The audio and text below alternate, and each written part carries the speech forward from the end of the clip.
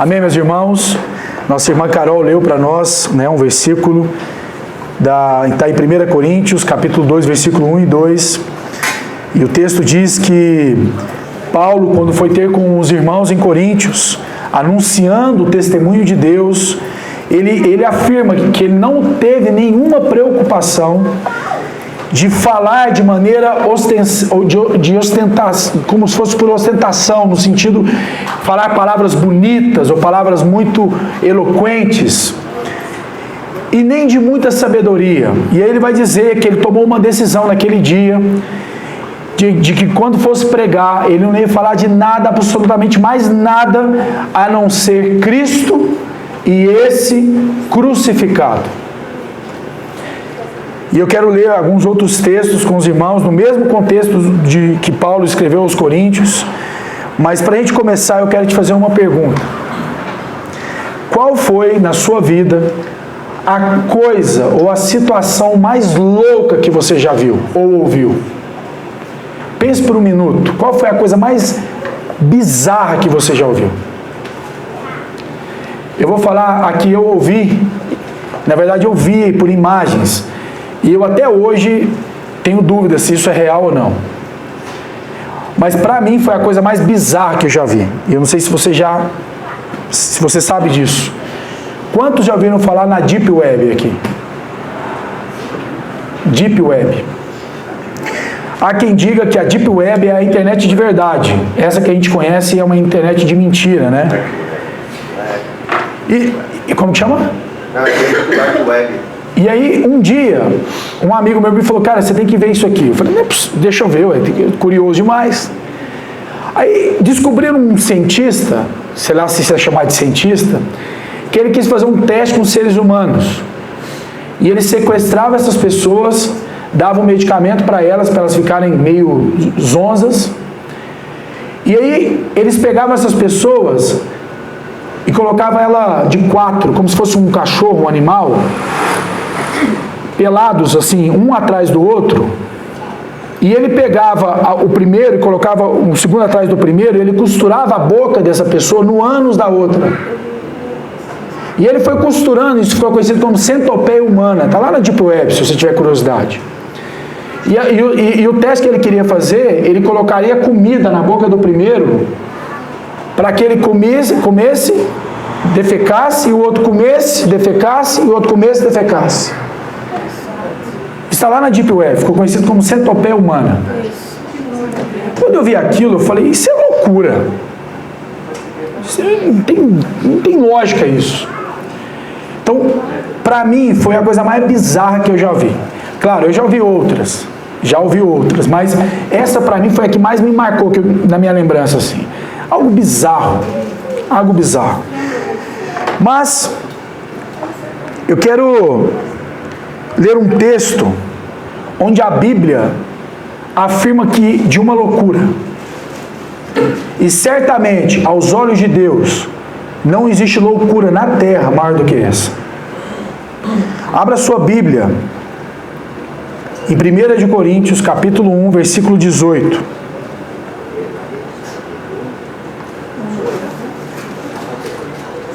Nós vamos ler os versos 18, depois eu vou pular para o 21 até o 25. O apóstolo Paulo disse, 1 Coríntios, capítulo 1, versículo 18, certamente, a palavra da cruz é loucura. Loucura para quem? Para aqueles que se perdem. Mas para nós que somos salvos, poder de Deus.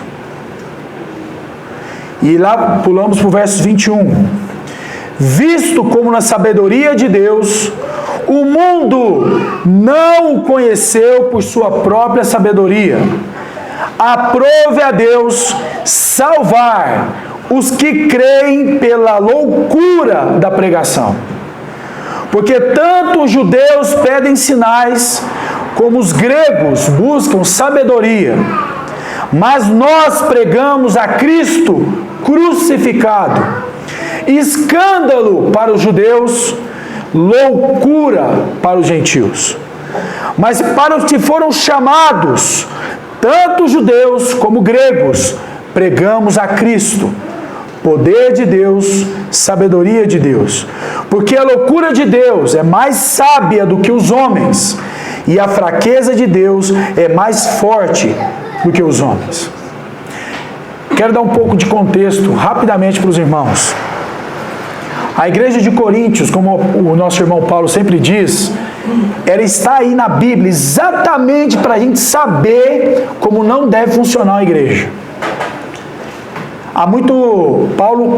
Paulo escreve essas duas cartas aos Coríntios, e são cartas que são recheadas de muito mistério, de muito poder.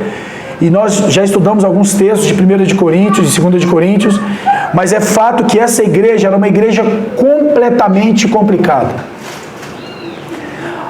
Em 1 de Coríntios, que nós tanto falamos aos sábados, pelo menos uma vez por mês, que está lá a palavra da questão da ceia. E o apóstolo Paulo se preocupou tanto em explicar o que era a ceia, porque quando o apóstolo Paulo olhou para eles, havia tanto humanismo nesse elemento da ceia, que o apóstolo Paulo se revoltou contra essa igreja. E aí, quando ele escreve lá no capítulo 10, ele olha e fala: cara, eu tenho uma coisa contra vocês. Vocês não têm ideia do que vocês estão fazendo.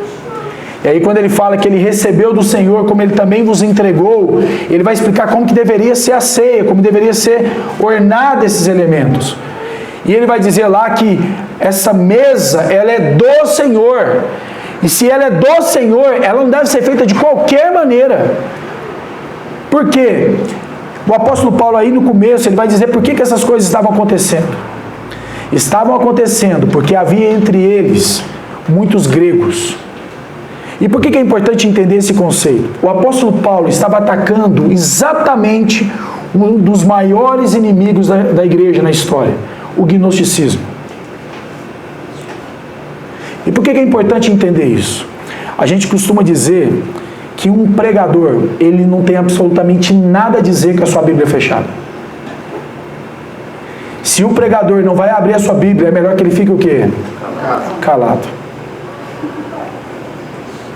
Eu fico imaginando Deus criando o mundo, criando todas as coisas e pedindo a opinião para nós.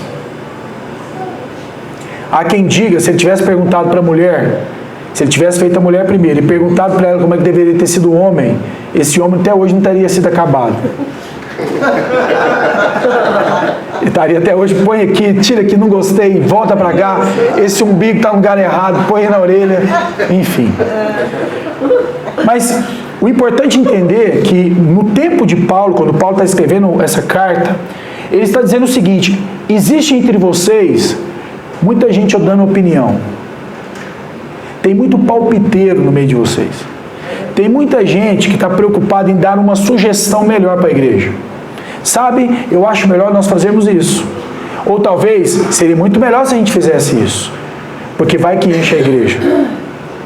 Só que o apóstolo Paulo diz também que não era o problema, não era só os gnósticos que havia naquela igreja. Ele vai dizer que havia naquele contexto um monte de místico. Sabe o que é o místico? Que se não cair fogo do céu, Deus não está naquele lugar. E ele vai se referir dizendo que esses eram os judeus. E os judeus procuravam o que no contexto? Como o Paulo falou aí? Sinais. E como hoje em dia não tem, não é verdade? Se você, como eu, fica lá no Instagram de vez em quando, você vê as bizarrices que tem. Ou você vê uma igreja gnóstica, intelectualizada, mas fria na sua relação, que não conhece seus irmãos, não frequenta a casa dos irmãos, não ora, uma igreja altamente intelectualizada.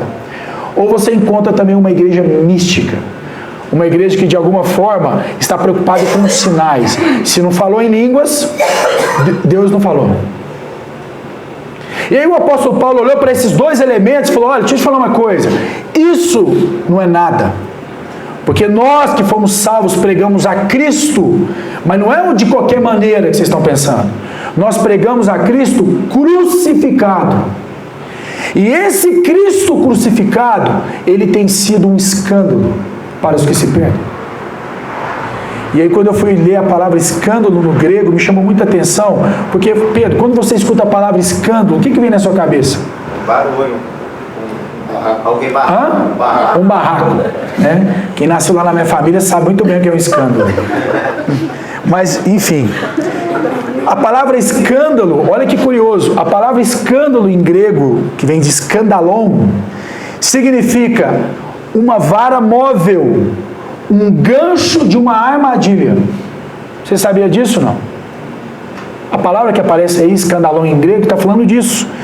Ou seja, uma vara de armadilha. Quem aqui, quando era pequeno, já fez uma armadilha para pegar um pombo? Quem já fez? Arapuca. É verdade. Lembra da arapuca? O que o apóstolo Paulo está dizendo aqui então é que não é que o Cristo crucificado seria um escândalo de falar, não é isso que ele está dizendo. O que ele está dizendo aqui, está narrado lá em Isaías, a gente vai ler, é que a mensagem da cruz seria uma arapuca. Mas uma arapuca para quem? Para os que se perdem. Olha como o escritor, o profeta Isaías, falou a respeito disso. Isaías capítulo 8, versículo 14 e 15.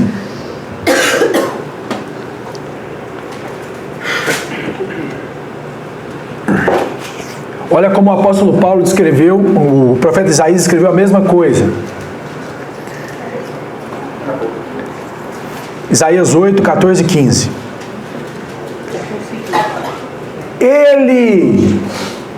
Ele vos será santuário, mas será pedra de tropeço e rocha de ofensa às duas casas de Israel. Laço e armadilha aos moradores de Jerusalém. Muitos dentre eles tropeçarão e cairão, serão destroçados, enlaçados e presos. Eu quis trazer esse versículo para reforçar o entendimento da palavra escândalo. Muitos de nós, às vezes temos o mesmo espírito que houve no povo de Israel. Lembra quando o povo de Deus perdeu a Arca da Aliança? Lembra que a arca representava a própria presença de Deus? E aquela arca se perdeu, aí de repente o povo que tinha roubado essa arca começou a sofrer muitos problemas, problemas de enfermidade, e aí eles perceberam que aquele elemento tinha um poder, falaram, rapaz, vamos devolver esse negócio, que esse negócio aqui está fazendo mal para a gente.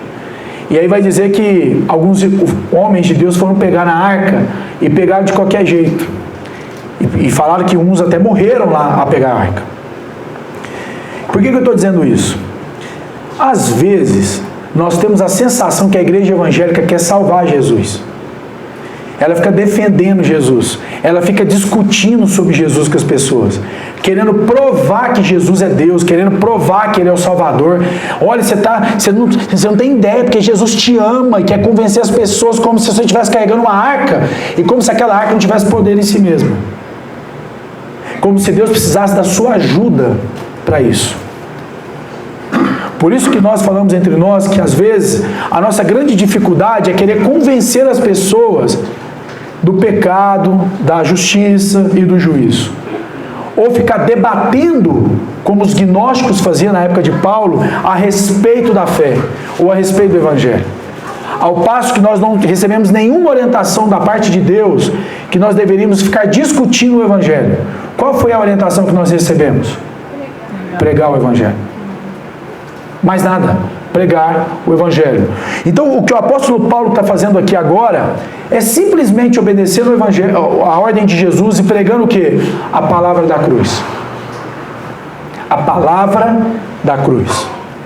E a pergunta que surge é, segundo esse texto, vai dizer que a palavra da cruz, ela não é só uma loucura, ela também é um escândalo, como eu mencionei recentemente. Agora, quando eu escuto a palavra loucura, o que é loucura para você? Pensa. O que é loucura para você? O que você acha louco demais? O que seria louco? Na minha percepção humana, louco para mim é tudo aquilo que foge de um padrão. daquilo que é pré-definido, aquilo que é um paradigma formado. Então, tudo que foge daquilo, para mim, é loucura. Certo? Vou dar um exemplo. Todo mundo sabe que tem que beber água, certo? Um cara que resolve ficar uma semana sem beber água, ele é o quê? Louco. Todo mundo sabe que uma das maneiras que o ser humano se sustenta é por meio da alimentação. Se ele ficar um mês sem comer, ele é o quê? Louco. Porque ele está fugindo do quê? De um padrão. Por isso que nós precisamos então entender o que o apóstolo Paulo está chamando de loucura. Sabe por quê? Sabe por quê a maioria de nós não temos ideia que a palavra da cruz é loucura? Porque eu e você crescemos desde petitinho acreditando que tudo que nos foi ensinado é certo. Então, para a gente definir, para a gente entender por que a palavra da cruz é loucura, eu quero tratar algumas mentiras que foram contadas para mim e para você desde pequeno, para ver se faz mais sentido a palavra da cruz. Vamos lá. A primeira mentira que foi contada para a gente desde pequeno é que a sua relação com o Criador sempre foi, uma maravilha. Você e eu fomos ensinados desde pequeno que o nosso inimigo é Satanás e o nosso grande amigo é o papai que está no céu. E essa mentira, a gente tem dito aqui até o cansaço, foi um gol olímpico de Satanás. Ontem, eu estava conversando com uma irmã, e alguns estavam presentes aqui, vai perceber. Quando nós falamos que ela era inimiga de Deus, ela entrou em crise. Porque faz 30 anos que ela nasceu na igreja, está ouvindo desde pequena que ela é filha de Deus e que ela não deveria fazer o que ela faz porque ela é filha de Deus. Sabe o que fizeram com essa jovem? Um prosélito. Sabe o que é um prosélito? É alguém que tem a cara de crente, cheiro de crente, roupa de crente, sabe ler a Bíblia, mas é o quê? Uma farsa.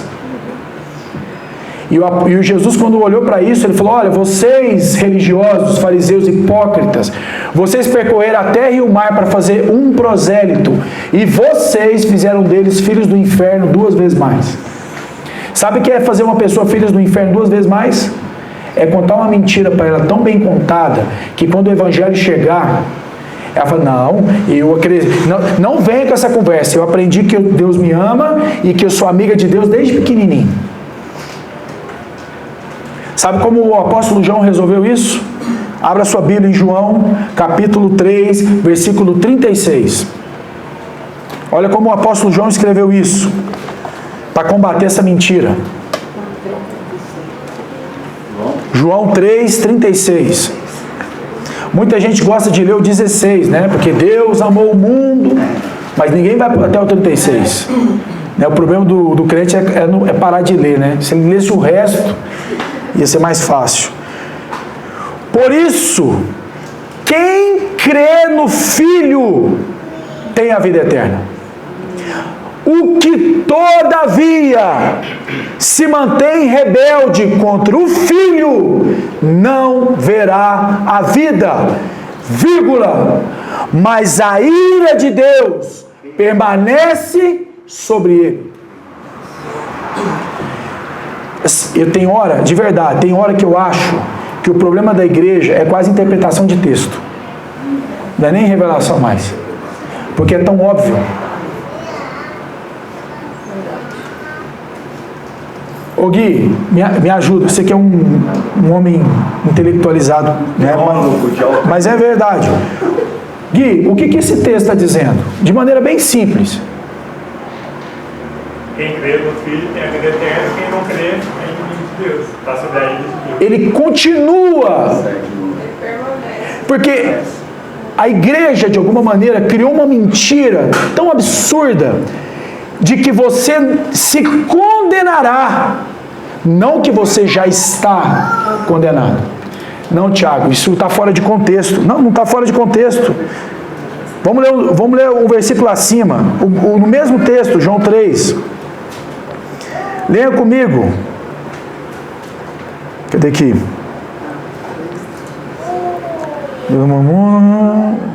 Aqui, ó. João 3,18, no mesmo João.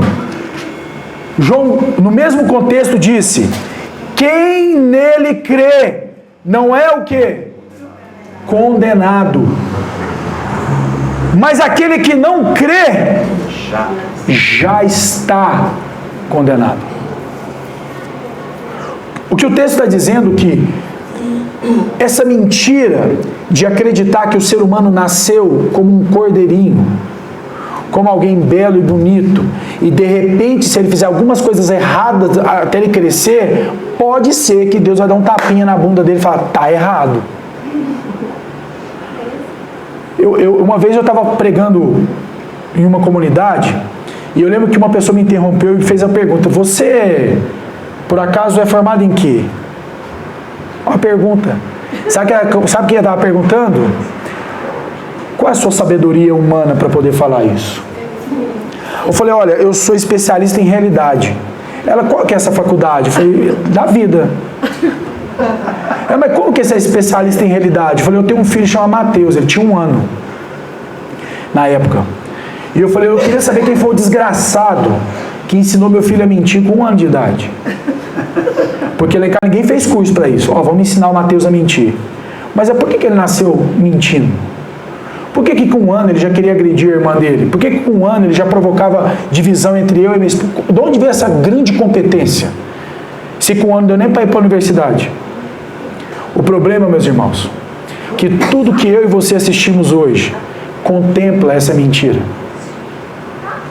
Tudo que eu e você assistimos de Netflix, a Amazon Prime, a Folha de São Paulo, diz que o ser humano se perdeu no caminho por uma questão educacional, por uma questão social ou por uma questão de sorte, porque nasceu num lar pobre.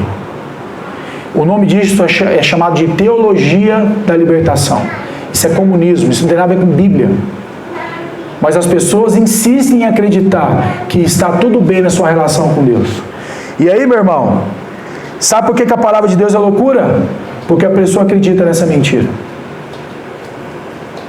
E quando chega alguém e fala: você está condenado, o que a pessoa pensa? Esse cara não sabe o que está falando. Você está equivocado. Segunda mentira: que toda ofensa provocada pelo ser humano não necessita de reparo ou conserto. O ser humano, de alguma maneira, criou um Deus segundo a sua imagem e semelhança, a tal maneira de que ele continua acreditando que esse Deus é um homem gordinho, fofinho, com bochechas rosadas, um cabelo branco e com um saco vermelho nas costas. O nome disso é Papai Noel, não Deus dos céus. Uma das coisas que mais me inquieta no Evangelho, pessoalmente falando, é pensar por que Deus foi mexer com esse negócio. Meu irmão, eu e você na posição de Deus já teríamos abandonado essa galera há muito tempo. Você tem alguma dúvida disso? Não. E eu vou te falar por que Deus mexeu com essa miséria. Você sabe por que Deus, quando viu Adão e Eva pecando, e Deus olhou para aquilo e falou: vou resgatar esse homem? Sabe por que Deus fez isso? Adivinha? Adivinha, meus irmãos? Adivinha a resposta da igreja moderna? Sabe qual é a resposta da igreja moderna? Porque Deus me ama. Não é assim? Não é que a igreja moderna... E sabe por que a igreja moderna pensa isso? Porque a igreja moderna realmente acredita que Deus perdoou todos os seus pecados. Isso é fato. Mas não é necessário tanto exagero. Foi só uma coisinha que eu fiz. É porque o homem moderno acredita que o problema dele com Deus é o que ele faz, não quem ele é. E ele acredita que ele fez 5 coisas certas, agora ele merece aplauso de Deus. E quando ele faz 5 coisas erradas, ele merece o perdão de Deus. Olha que coisa. É fácil demais ser desse jeito. Não? Então eu vou te falar, sabe por que Deus se preocupou com isso? Porque Deus é responsável. Deus não é igual eu e você que deixa as coisas pela metade. Deus começou uma coisa, Ele vai até onde? Até o fim. Por isso que, sabe por que Jesus veio? Não foi para salvar você e eu. Nós fomos salvos pela misericórdia. Ele veio para resgatar o grande propósito de Deus. Deus começou uma coisa, meu irmão, Ele vai terminar. Por isso que a Bíblia diz que a obra que Deus começou, Ele vai terminar. Sabe por quê? Porque mesmo quando somos infiéis a Deus, Deus é o que, meus irmãos? Fiel a nós. Por quê? Por causa dele. Olha que bênção. Por isso que essa mentira, de alguma maneira, afirma que toda ofensa provocada pelo ser humano não necessita de reparo. Você pode continuar pecando, vivendo a sua vida do jeito que você quiser, e Deus vai fazer o quê? Aplaudindo. Sabe o que a igreja moderna fez? Ela criou um cúmplice e não um Deus. Pode ser que na sua casa, quando o seu filho comete um erro, e você sendo um cara irresponsável, sabe o que você faz? Olho gordo. Sabe o que é olho gordo? É olho gordo, não é olho gordo não. Vista grossa. Eu confundi mas é gordo, tá? Mesma coisa. Vista grossa. Sabe o que é fazer vista grossa? É ser irresponsável. Por isso que, se você faz parte de uma igreja bíblica, presta atenção nisso que é importante. Por isso que, se você faz parte de uma igreja bíblica e você comete uma falha grave e você precisa ser disciplinado e você não aceita, é porque você criou uma igreja que você quer uma igreja cúmplice e não uma igreja que repara. A reparação, ela faz parte da natureza caída. Se você não está disposto a ser reparado, você nunca entendeu o Evangelho. Vamos ler um texto. Ezequiel, capítulo 18, versículo 20.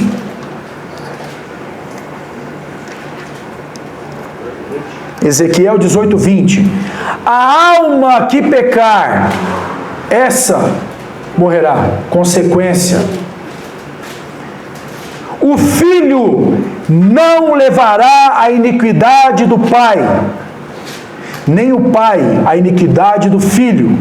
A justiça do justo ficará sobre ele, e a perversidade do perverso cairá sobre este. Romanos capítulo 3, versículo 19.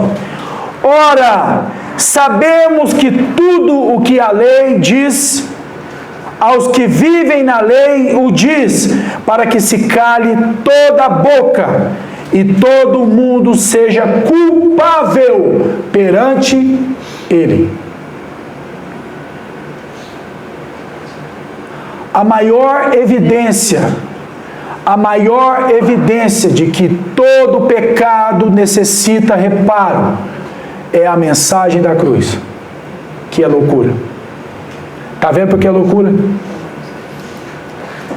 Porque quando alguém chega num contexto religioso e escuta que ele necessita arrepender dos seus pecados, sabe o que ele pensa? Que pecado? Eu recebi um vídeo no grupo dos irmãos lá do Chile que me chamou muita atenção. E o cara deu um exemplo que para mim faz todo sentido. E ele diz o seguinte, que a pregação do Evangelho hoje está tão corrompida que as pessoas estão facilmente entrando na igreja. Aí ele foi explicar, ele falou, vou te dar um exemplo. Suponhamos que eu chegue agora para o seu Pedro e falo assim, seu Pedro, eu tenho uma boa notícia para o senhor. Uai, então diz aqui no que é uma boa notícia. Seu Pedro, eu acabei de pagar 20 mil reais em multa que o senhor levou de trânsito. O que seu Pedro vai pensar? Hã? Uma coisa em troca. Tá errado esse negócio, não tá? Tem uma coisa errada. Mas vou te falar uma coisa. Uma pessoa como o seu Pedro, que eu conheço profundamente, sabe o que ele ia dizer para mim? Que multa? Eu não tomei multa nenhuma, não. Que multa você tá falando? Isso está errado. Você pagou multa mesmo? Só que agora veja a diferença. Seu Pedro, é o seguinte, o senhor talvez não prestou atenção, e aí talvez com a pressa de chegar em algum lugar, o senhor passou na rua da sua casa, naquela lombada que tem uma escola, você passou 100 vezes a mais de 120 km por hora. E porque você quebrou uma lei, o município multou o senhor em 20 mil reais. Mas fique tranquilo, eu paguei a multa para você. Qual foi a diferença? Trouxe consciência. Eu trouxe o que agora? Consciência. Sabe o que está acontecendo com a pregação do Evangelho hoje? As pessoas estão dizendo para as pessoas que Deus ama elas, mas nunca falou por que Deus amou elas. Por isso que a mensagem da cruz é loucura. Porque dizer para as pessoas que Deus a ama, sabe o que você está fazendo? Você está só engordando o caldo. Ontem na minha casa eu falei, né? Você lembra? Deus não te ama não, minha querida. Para com isso. Eu aprendi desde petitinho que Deus me ama. Falei, talvez aí esteja o grande conflito da sua vida. Porque o fato de você pensar assim faz você viver uma vida completamente inconsequente. Porque você continua vendo um Papai Noel e não um Deus santo e justo. E eu disse para ela, Deus não te ama, Deus é amor. É a mesma coisa. Eu falei, não é a mesma coisa. Porque se você deixasse existir completamente, Deus não mudaria. Ele permaneceria sendo amor. Olha que coisa linda. Se você não tivesse sido criado, Deus seguiria sendo amor. Ela, não, é diferente, não tem nada de diferença. Não, mas eu tenho que entender, vai que, não tem vai que. Deus é um estado, Deus não está como a gente está, Deus é absoluto. Quem relativizou Deus somos nós. Ó. Sabe como eu relativizo Deus? Ah, mas Deus vai entender isso que eu fiz. Ó. Deixa eu te falar uma coisa, Deus até gostaria de entender o que você fez, mas a santidade dele não permite isso. Mas sabe quando Deus olhou para mim e para você, sabe o que ele pensou? Rapaz, se o Pedro morrer na cruz, sabe qual que é o nome disso? Sabe qual que é o nome disso? Justiça. Porque a alma que peca, o que tem que acontecer com ela? Tem que morrer. Então se eu e você tivéssemos morrido na cruz, sabe o que ia acontecer, Pedro? Nada. Nada ia mudar. Deus ia olhar e falar assim, pronto. Próximo. Sabe por quê? Porque quando Deus olhou para o reparo que era necessário, Deus pensou, rapaz, para que isso seja realmente um reparo, esse sacrifício tem que ser perfeito, eterno e único. Lembra quando Isaías, está narrado em Isaías, que fala assim, Senhor, a quem enviarei? Deus disse. Aí muita gente acha que foi o Isaías que falou, eu que dando sopa, envia-me a mim. Não. Foi o próprio Cristo que olhou para essa situação e falou, pai, é o seguinte, eu olhei também para baixo e não vi um justo. Segundo Romanos, eu vi todo mundo culpado. Por isso, se aqueles culpados morrer na cruz, não vai mudar nada. Imagina Jesus, Cristo olhando para o seu pai e falando, envia-me a mim. Então eu vou mudar a figura. Imagina o seu filho falando isso para você. Envia para a morte. Não é uma morte qualquer, não. É para morrer por um bando de ladrão, corrupto, que ofende a Deus desde o dia que nasceu. Não é uma morte qualquer, ué. Por isso que é loucura pensar isso. Não faz sentido. Humanamente falando, por isso que o mundo jamais vai entender a cruz do Calvário. Nunca. A não ser que o próprio Deus a faça entender. Só que para o seu Pedro entender a multa de 20 mil reais, foi necessário o que antes, Ana? Trazer consciência do que? Do erro que ele cometeu. E aí nesse vídeo é interessante que o cara vai falando que o método de Jesus de pregar o evangelho era impressionante. E aí vai dizer, lembra do jovem rico? Quando chegou para Jesus? Bom mestre, ó a conversa de capeta. O que eu tenho que fazer? Não ser, fazer para ele dar a vida eterna. Lembra da conversa de Jesus? Deixa eu ver uma coisa. Isso e isso. Apresentou o que para ele? A lei. E lembra a resposta do jovem rico? Isso aí? Isso é fácil. Cumpro todo desde o que eu nasci. Só que Jesus olhou para ele, pois é, mas eu estou olhando aqui no meu raio-x espiritual e está faltando uma coisa. Na verdade não é uma coisa, está faltando tudo. Vende tudo que você tem, dá aos pobres, vem e me segue. A resposta dele foi silêncio, porque ele era muito o quê? Rico, e ficou muito triste. O interessante foi o que aconteceu depois. Porque pode ser que você e eu insistiríamos com esse jovem. Não, mas deixa eu te falar, minha igreja está precisando de uns dízimos lá e eu preciso de você. Você é um cara bonito, cara tá faltando um homem na igreja, as irmãs estão tudo solteiras, e é verdade. Nós precisamos de um cara resolvido, um cara que ama a Deus, que está lá, que vai obedecer na lei. E você seria o cara perfeito para a nossa igreja. Só mudar um pouquinho, que aí funciona. Sabe o que Jesus fez com ele? Deixou ele embora. Sabe por quê? Porque o próprio apóstolo depois falou, nossa, então é impossível ser salvo. Aí Jesus falou, mas o que é impossível para os homens é possível para Deus. E tem gente que usa esse versículo para falar de dinheiro, mas deixa esses iníquos para lá, né? E ele vai dizer que é mais fácil passar um camelo por dentro de uma agulha do que o rico entrar no reino dos céus. Sabe por quê, meu irmão? Porque a mensagem da cruz é loucura. Só que nós continuamos a crer que nós podemos continuar vivendo pecando e nós achamos que nosso pecado vai ficar impune. Sabia que toda vez que você peca, segundo Hebreus, você está crucificando a Cristo novamente. Segundo o escritor de Hebreus, vai chegar o momento que não haverá mais como sacrifício. Que é o que a gente fala da apostasia. É um caminho sem volta. Chega um momento que já não tem mais como esse sacrifício ser satisfeito ou o suficiente na vida desse homem. Terceira mentira. Essa é interessante. Eu e você crescemos acreditando que tudo tinha a ver com você. Quando a mensagem da cruz chega na vida de um homem ou de uma mulher, um dos maiores conflitos que ele enfrenta é entender que nunca, absolutamente nunca teve a ver com ele. Uma vez conversando com o irmão sobre o Evangelho, eu falei, o Evangelho tem a ver com quem então? Ele assim para mim, eu falei, tem a ver com o seu pai e com o seu filho. Não, mas tem a ver comigo também. Eu falei, tem, você contribuiu. Ah, então, contribuiu com o quê? Com o pecado que você cometeu. Não, mas eu contribuí, eu toco na igreja. Eu falei, o pecado que você cometeu. Não, mas eu contribuí, eu dou o dízimo. O pecado que você cometeu. Mais nada.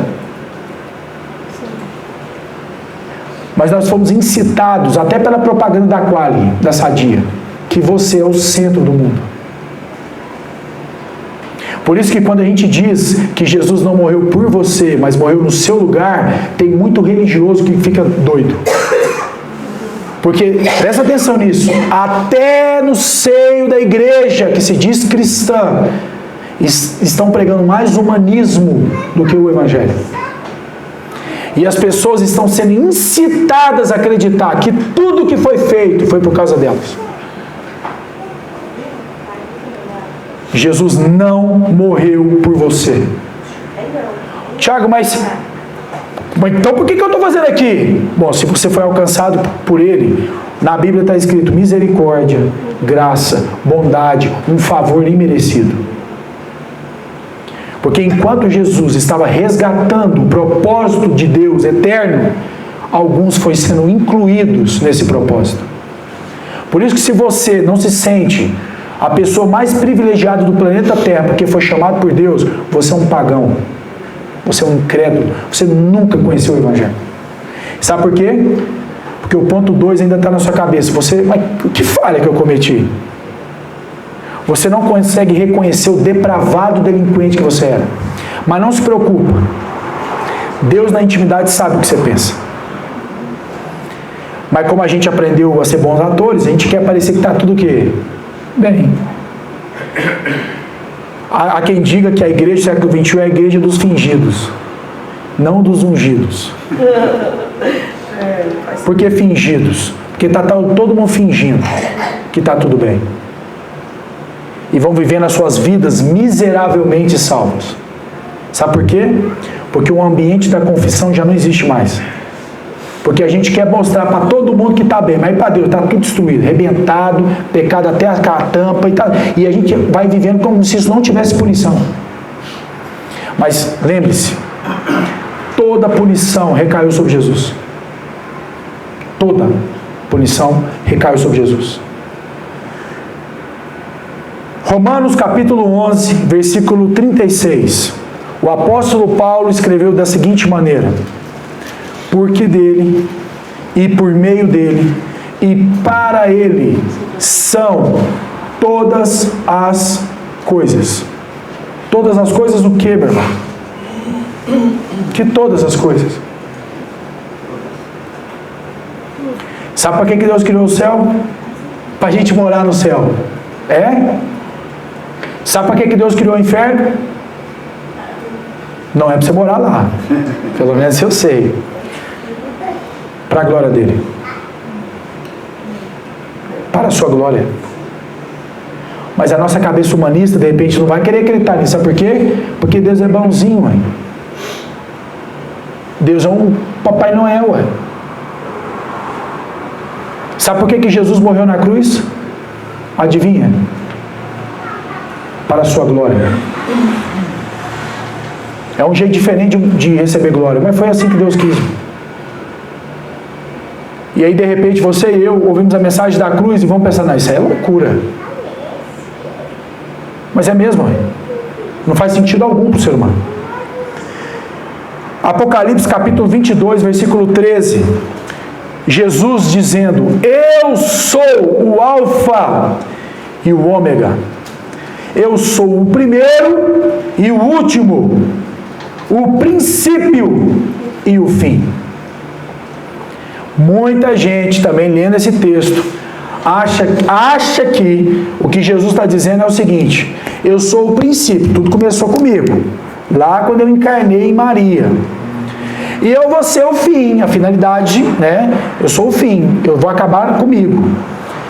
Quando na realidade a palavra, a expressão alfa e o ômega, primeiro e último, o princípio e o fim, primeiro não está dizendo que ele começou nele. Está falando que ele é a força motriz de tudo. Nele, todas as coisas foram feitas por intermédio dele. E vai dizer lá em Colossenses que nele tudo subsiste. E quando diz que ele é o fim, não é de término, está dizendo que tudo que foi feito por ele, por intermédio dele, foi feito para ele. Finalidade e propósito. Mas a mente humana conseguiu criar uma imagem na nossa cabeça. Os riachos foram criados para nós. Os passarinhos foram criados para nós. O arroz e o feijão foram criados para nós. O problema, meus irmãos, é que todos esses elementos que são de grande bênção para nós, não foram criados para nós, foram criados para a glória de Deus. Tiago, mas eu sou beneficiado com isso. Se você tivesse consciência do que você está falando, você acordaria de manhã e falaria: Deus, obrigado pelo sol, obrigado pela cama, obrigado pelo carro que eu não tenho, obrigado pelo carro que eu tenho, obrigado pela mulher que eu não tenho, obrigado pela mulher que eu tenho, obrigado pelo salário que eu tenho, Deus, obrigado pelo salário que eu não tenho. Mas às vezes você acordou de manhã e, como algumas igrejas fazem, você determinou de manhã que você queria um emprego. Deus, mas não é qualquer emprego. Tem que ser com um ótimo salário. Deus, eu até gosto da minha casa, mas eu quero uma casa maior.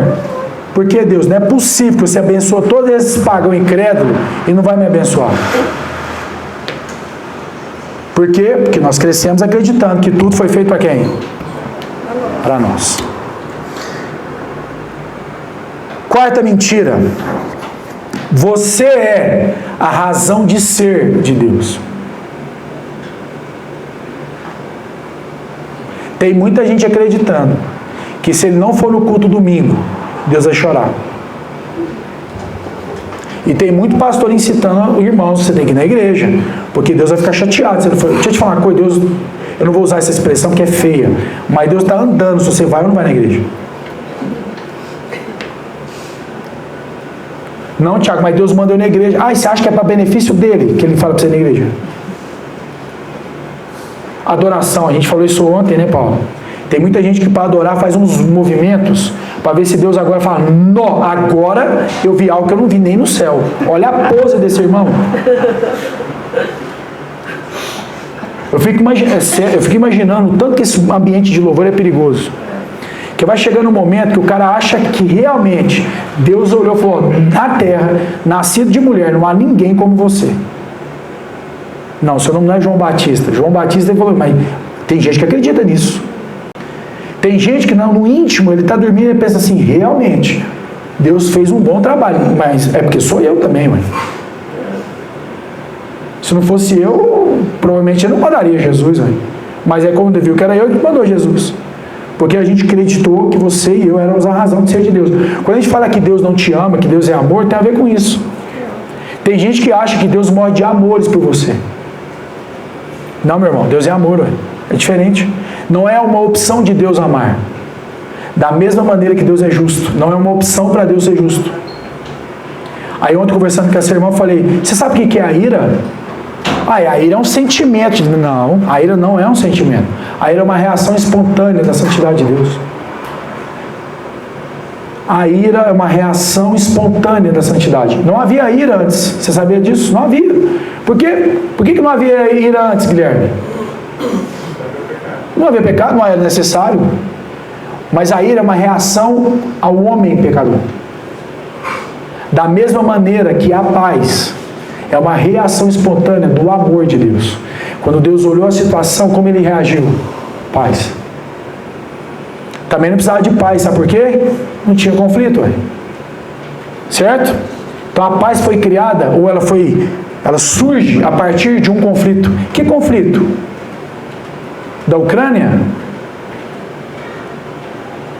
Não, meu irmão, da sua relação com Deus. Vamos ler um texto, Colossenses capítulo 1, versículo 15 e 16.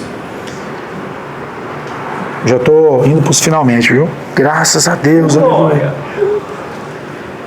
Versículo 15. Este é a imagem do Deus invisível, o primogênito de toda a criação, pois nele foram criadas todas as coisas, nos céus e na terra, as visíveis e as invisíveis, sejam tronos, sejam soberanias, principados e potestades. Tudo foi criado por meio dele e para ele. Sabe por que o cachorro late, seu Pedro? Para a glória de Deus. Sabe por que um pé de manga dá manga? Para a glória de Deus. E sabe qual que é o maior conflito? É o cara pegar uma manga daquela que ele não ajudou nem um cebazol para crescer e falar: eu sou bom mesmo, né? Olha a manga que eu fiz.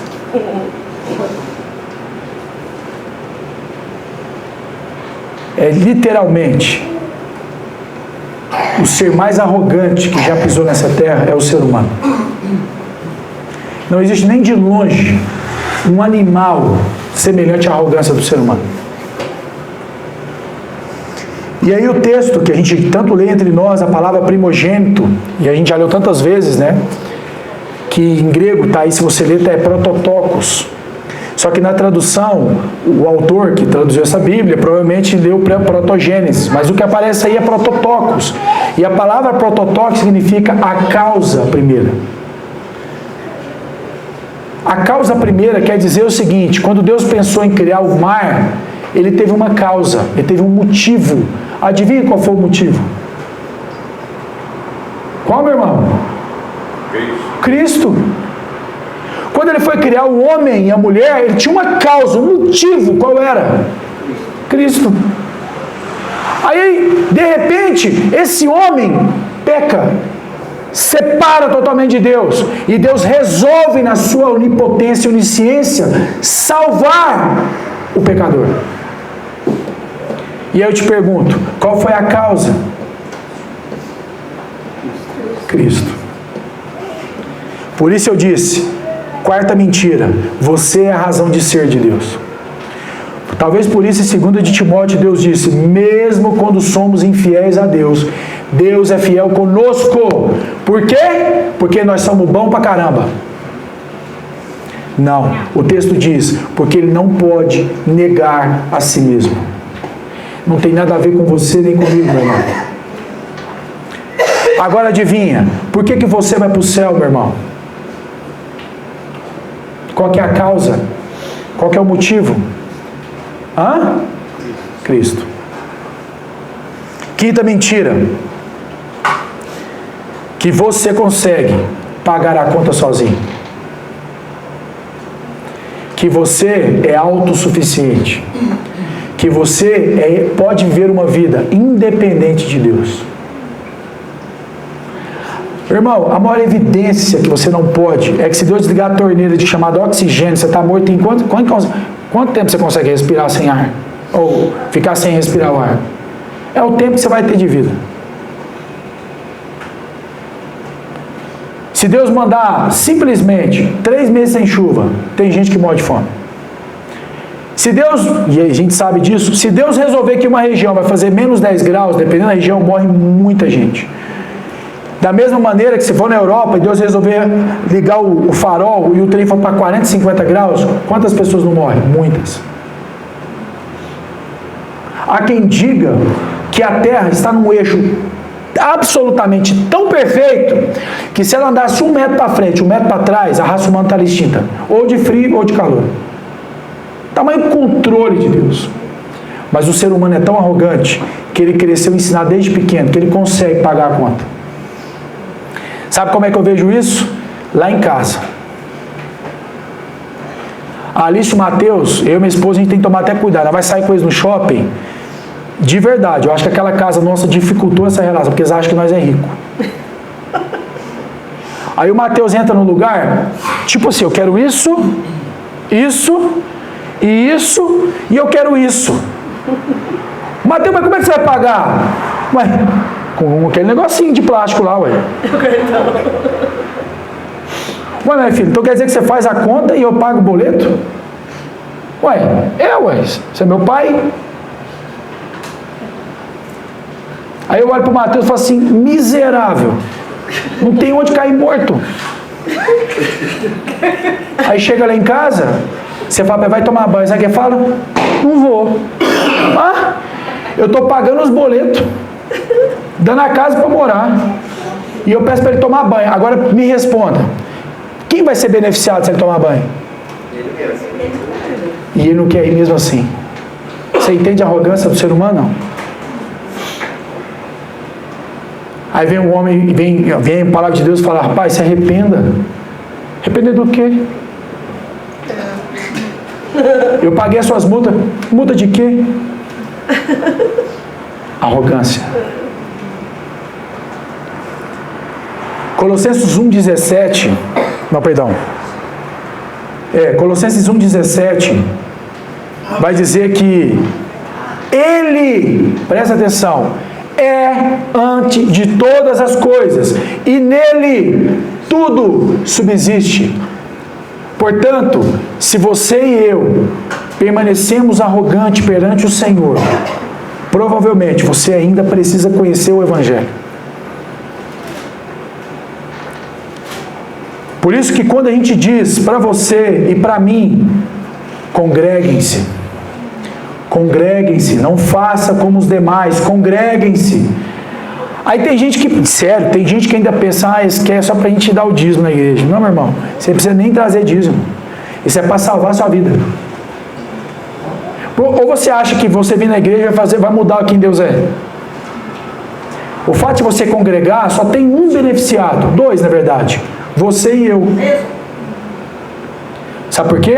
Porque segundo a Bíblia, Deus estava estabelecendo um princípio, uma forma para falar para mim e para você que nós não damos conta de pagar a conta sozinho. Deus vai fazer você depender até do seu irmão para você ver que você não dá conta de pagar a conta. Sabe aquela coisa do cara ter muito recurso financeiro, mas de repente vem um câncer que ele não dá conta de resolver? Sabe essa situação que o cara se encontra e fala, cara, eu daria todo o meu recurso para poder sair dessa situação. Aí vem Deus e fala, pois é. Por isso, meus irmãos, Deus continuará, de alguma forma, fazendo o que Ele precisa fazer. Sabe por quê? Porque Deus não tem netos, sobrinhos apadrinhados. Deus tem o quê, Pedro? Filhos. E segundo a Bíblia, Deus disciplina os seus filhos. Agora imagina por que precisa disciplinar. que é um bando de pardalzinho bonitinho, né? Não. É um bando de gente que precisa de ajuda. Por isso eu tenho dito que a igreja moderna tem se convertido em um tribunal romano. Mas ela deveria se converter como se fosse um hospital. Porque é um bando de enfermo. Por isso, Colossenses vai dizer que nele, em Cristo, tudo subsiste. Não existe existência sem Cristo. Mas a teologia moderna vai insistir que você é capaz de viver sem Ele. Vai acreditando nisso, meu irmão. Jesus disse, como eu disse no texto aí de Colossenses, né? Lá em João capítulo 15, versículo 5, Jesus também disse: eu sou a videira e vós os ramos. Quem permanece em mim e eu nele, esse dá muito fruto. Por quê, meus irmãos? Porque sem mim nada podeis fazer. Porque sem mim nada podeis fazer. Aí o cara fala: não, mas eu faço um monte de coisa sem Jesus. Eu falo: eu sei, chama pecado isso. Ah, mas eu faço umas coisas que eu nem cristão eu sou, eu faço um monte de coisa. Deixa eu te falar uma coisa: se você está fazendo isso, muito provavelmente você está fazendo na subsistência que o ser humano tem em Cristo, porque nele tudo subsiste. Sexto, vou avançar para a gente acabar. Que tudo, absolutamente tudo que eu e você façamos, será aceito por Deus somente por duas palavrinhas: pela nossa inocente ignorância. Uma vida inconsequente será aceita por Deus só porque você é ignorante sobre aquele assunto. A gente vê isso, por exemplo, sobre o dízimo. Tem muita gente que fala assim: ah, eu não entendi muito bem sobre o dízimo. Quando eu entender, aí eu dou. Aí a gente fala: não, vamos fazer diferente. Já que você não entendeu, dá o dízimo. Aí no dia que você entender, você para. Pergunta se ele faz isso. Porque o problema é o dízimo, meu irmão? Não. O problema é o coração dele ou dela. O problema nunca foi o dinheiro. O problema é a maneira como ele enxerga isso. Então, meus irmãos, nós acreditamos que de alguma maneira a raça humana, e tem teologia chamada aí, moderna, chama no final, que é o, como é que chama? Ai meu Deus, que no fim todos serão salvos, como chama, Gui? Universalismo. E eles se baseiam nisso, de achar que essas pessoas, por não ter recebido a revelação de Cristo, elas serão miseravelmente perdoadas, porque são ignorantes. Aí eu falo para as pessoas: não, o ser humano não é só ignorante a respeito de Deus, ele é um pecador. É diferente. Romanos capítulo 1, versículo 20. Não precisa abrir se você não quiser.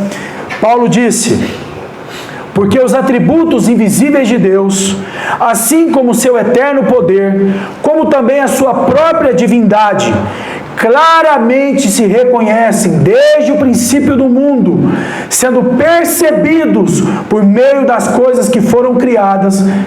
Tais homens são, por isso, indesculpáveis. No fim, meu irmão, não adianta falar: eu não sabia. Porque o problema para ir para o céu não é conhecimento. Talvez por isso o apóstolo Paulo diz para os coríntios: está vendo vocês gregos que quer conhecimento? Esse não é a questão. Está vendo vocês judeus que querem sinais miraculosos, pôr flutuando, mágica? Esse também não é o problema. Qual é o problema? Você. Se você não nascer de novo, Nicodemos, você não pode entrar no reino de Deus. Se você não nascer de novo, você não vai ver o reino de Deus. Simples assim, ué. Porque, como está escrito em Romanos, isso não depende daquilo que quem quer ou daquele que se esforça, mas depende de quê, então? De quem Deus se compadece. Mensagem da cruz, meu irmão. Sétimo, que você e eu somos autônomos. Que você e eu somos autônomos. A palavra autonomia vem de alguém que cria suas próprias leis. Autônomo. E o mundo, e a nossa própria criação pelos nossos pais, sempre quiseram criar na nossa cabeça o conceito de autonomia. Sim ou não? Deixa ele livre. Porque ele precisa aprender o quê? Se virar. Autonomia. A criação moderna hoje nas escolas está totalmente fundamentada numa visão de autonomia. Vai dizer que as crianças, baseado no existencialismo, elas podem decidir o que é um capacete e o que é uma bola de futebol. E aí, a escola que minha filha estava, eu tive essa discussão, já falei para os irmãos, só vou reforçar.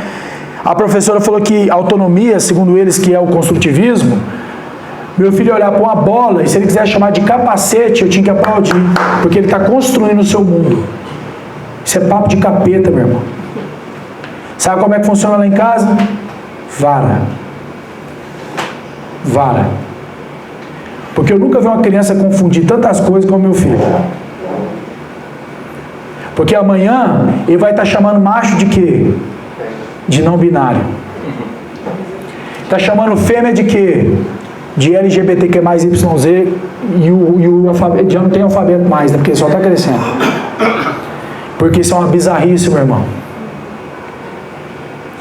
Paulo vai dizer que eles estão mudando a verdade de Deus com algo semelhante a répteis, quadrúpedes, algo criado. É literalmente a banana comendo macaco. Por isso, talvez, Deus não pediu nem a minha e nem a sua opinião a respeito da cruz. Ele simplesmente a cumpriu. E sabe o que resta para você? Crer nessa loucura. Crer nessa loucura. Você não tem que fazer, mas o que mais que eu tenho que fazer? Crer nessa loucura. João capítulo 10, versículo 34. Replicou-lhe Jesus: não está escrito na vossa lei, eu disse, sois deuses. Gênesis 3, 22, que é o texto que está fazendo menção. Então disse o Senhor Deus: eis que o homem se tornou como um de nós, conhecedor do bem e do mal, assim que não estenda a sua mão e tome também da árvore da vida, e coma e vive eternamente. O que Deus está dizendo, que o homem caído se endeusou. E porque ele se endeusou, ele acha que agora ele é capaz de produzir suas próprias regras, valores e princípios morais. O nome disso é autonomia. Aí vem Deus, na sua soberania, e cria uma igreja. Aí ele cria uma igreja e fala: a igreja tem que ser desse jeito. Aí de repente chega um pseudo-crente nessa igreja e fala: eu não concordo com isso. Meu irmão, tem coisa que nem eu concordo. De verdade, se Deus tivesse pedido minha opinião, eu tinha colocado até uns anjos no culto. Anjos de verdade, para eles ficar aqui para impressionar nós aqui. Ó. Ele não quis fazer isso, mas se é para dar opinião, vou dar opinião. Mas uma coisa muito séria. Deus não fez isso exatamente para quebrar a sua serviço. Porque foi exatamente esse o problema na humanidade. De querer achar, de querer pensar que tinha uma ideia melhor que a de Deus. Caminhos de morte, como está escrito nos Salmos. Caminhos de mal. Por isso que quando chega na igreja, e às vezes alguém mais velho que você fala: irmão, seria bom que fosse assim. Pois é, mas eu acho que é muito retrógrado esse elemento. Acho que a Bíblia, inclusive, tem que ser reescrita e readaptada para o tempo moderno. Meu irmão, você acha que no Éden não foi a mesma coisa que aconteceu? Imagina no Éden como é que não foi. Satanás deve ter falado: essa palavra de Deus está meio ultrapassada, não está, Eva? Eu também acho. Vamos mudar essa palavra? Foi a mesma coisa. Agora me pergunta, me responda. Naquele tempo também estava retrógrada a palavra? Estava, meu irmão. E por que hoje vai estar? O ser humano é o mesmo. O mesmo depravado, delinquente. É porque a gente pensou, Michele, que talvez melhorando o sistema de comunicação como o celular, ou o computador, a internet, o ser humano melhorou. Você já foi na Deep Web? Não. Eu falei disso já, né? Vai lá para você ver como que o ser humano é bonzinho, lindo, maravilhoso. Aliás, se você quer realmente saber quem é o ser humano, frequenta as delegacias de Uberlândia. Frequenta os bairros periféricos de Uberlândia. Vai fazer uma visita no Lagoinha à noite. Leva o seu iPhone para abençoar os irmãos lá. A raça humana, meu irmão. A raça humana não tem limite. Esses foram os objetivos de Deus ter criado a lei, para regulamentar a sociedade. Deixa esse partido louco que entrou aí fazer o que eles querem fazer, para você ver o que vai acontecer, meu irmão. Liberando os bandidos, do jeito que está liberando, está tudo na paz do céu, pensando. É igualzinho, eles estão fazendo igualzinho Satanás faria. Igualzinho. A lei que foi posta por Deus, que hoje em muitos países e muitos são internalizados no coração humano, ela existe para proteger a sociedade. Proteger mesmo. Porque senão a raça humana ela vai se autodestruir. Aí o cara fala que Deus criou a lei porque Deus é um ser o quê? Mau. A lei não foi criada para Deus não, meu irmão. A lei foi criada por causa da dureza do nosso coração. Oitavo, outra mentira, que nós fomos feitos livres para escolher o que nós quiséssemos na vida. Muito cristão paga um alto preço, em termos de consequência, por não ter consultado a Deus nas suas decisões. E aí eu estou falando de Gênesis e Apocalipse, eu estou falando de casamento para ficar solteira. Eu estou falando de arrumar um emprego e ficar desempregado. A comprar uma casa ou vender uma casa. A se matricular numa academia e ser um sedentário. Porque por meio desse conceito da autonomia, foi dito para nós que nós temos a capacidade de escolher o que é melhor para a gente. Aí mais uma vez eu volto para o exemplo do Mateus, meu filho. Se depender do Mateus, ele teria uma Winchester 22. Ou uma... Como é que chama aquela arma lá? Aquela G2C. Agora imagina o Mateus com 6 anos com a G2C na mão. G2C é uma arma, um calibre 40. Faz um estrago, ela entra assim, explode atrás. É uma coisa maravilhosa. Então imagina o Mateus com uma G2C na mão. E eu chegando para ele, vai tomar seu banho, menino! O que você acha que ia acontecer? Um tiro na cara. Explode. Por isso, meus irmãos, você e eu também não sabemos o que é melhor para nós. Por isso aqui é um conselho, pergunta para Deus o que você tem que ou não deixar de fazer. Porque segundo a Bíblia, um homem caído jamais teria condições de decidir aquilo que é mais importante para ele. E aí está escrito em Mateus 7:21. Não, perdão. Mateus 7:21. Nem todo aquele que me diz Senhor, Senhor, entrará no reino dos céus, mas aquele que faz a vontade de meu Pai que estás nos céus. Nem todo aquele que vai na igreja, dá dízimo, dá oferta, vai entrar no reino dos céus. É o que está escrito. Mas aquele que faz a vontade do meu Pai. Outro texto. Marcos 3,35. Portanto, qualquer que fizer a vontade de Deus, esse, Jesus disse, é o meu irmão, a minha irmã e minha mãe. Quer saber se nós somos irmãos? É se eu e você estamos fazendo a vontade de Deus. Senão nós é no máximo um parente. João 5,30. Eu nada posso fazer de mim mesmo, Jesus falando. Na forma, porque ouço, julgo. O meu juízo é justo, porque não procuro a minha própria vontade, e sim daquele que me enviou. Se tem alguém que poderia fazer a sua própria vontade, era Cristo. Mas sabe o que Cristo estava mostrando para mim e para você? Um modelo de vida. A identidade de quem foi chamado por Deus. Alguém que foi chamado por Deus não faria nada sem consultar a Deus. Sabe por quê? Porque isso faremos se Deus permitir. Portanto, para encerrar, Romanos capítulo 5, versículo 8. E aí eu vou explicar com esse versículo por que a mensagem da cruz é uma loucura. Romanos 5, 8.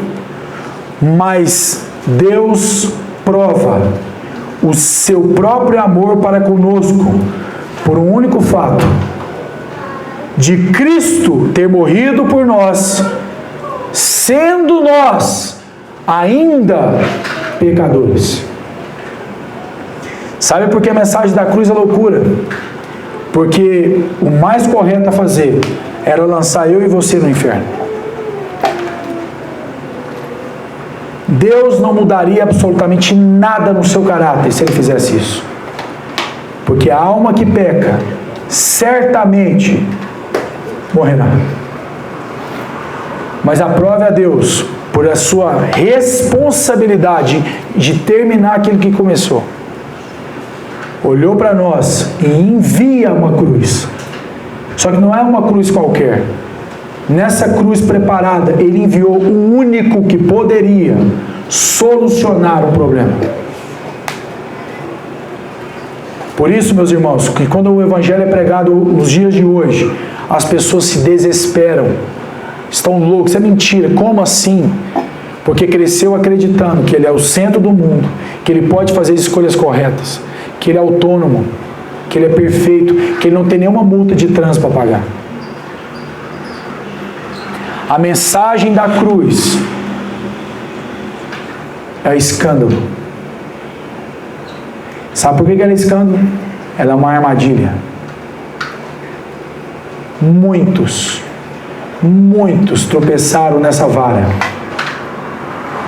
Muitos estão tropeçando nessa vara. Porque muita gente acha que a mensagem da cruz é para salvar toda a raça humana.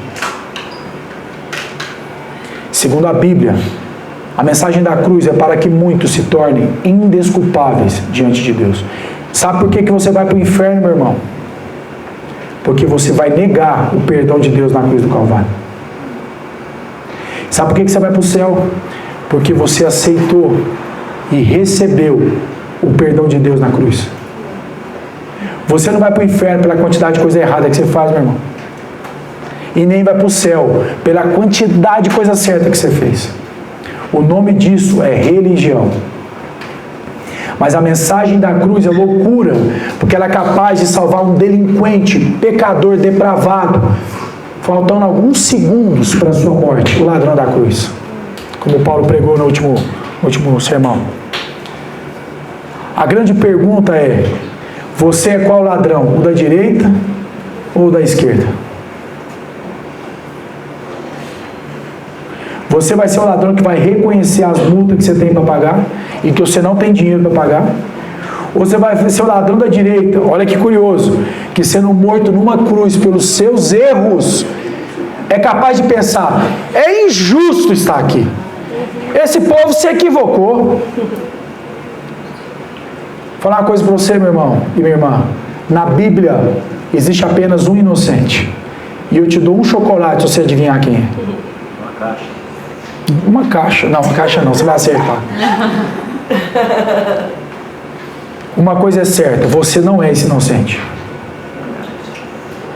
A Bíblia só existe um inocente. E o nome dele é Cristo Jesus, nosso Senhor. Amém. E Ele é o único que pode reclamar no céu. Ele é o único que pode dizer: essa morte não foi justa, porque matou um santo. Talvez por isso Ele ressuscita dentre os mortos. Porque essa morte que era minha e sua foi feita por um sacrifício perfeito, único e para todo sempre. A mensagem da cruz continuará sendo um tropeço para aqueles que se perdem. Mas para você e para mim, meu irmão, é poder de Deus. Como é que pode salvar um cara igual eu, meu irmão? É como se a polícia passasse aqui agora e levasse todo mundo para a prisão. E chegasse lá, desse uns 4 tapas na orelha e o Pedro Henrique perguntasse: mas por que você está me batendo? E o delegado fala, por que eu estou te batendo, eu não sei. Mas você sabe por que você está apanhando.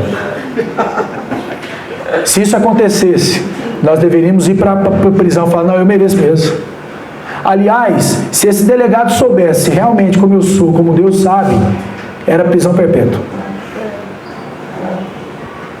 Talvez por isso o apóstolo Paulo, ao ser preso, fala que ele glorificava a Deus todos os dias. O apóstolo Paulo, na sua cabeça, ele tinha uma consciência da graça, da misericórdia, que ele olhava para aqueles cárceres e falava, rapaz, esse é o lugar que eu tenho que estar mesmo. Não tem outro lugar. O lugar de delinquente é aqui, ué.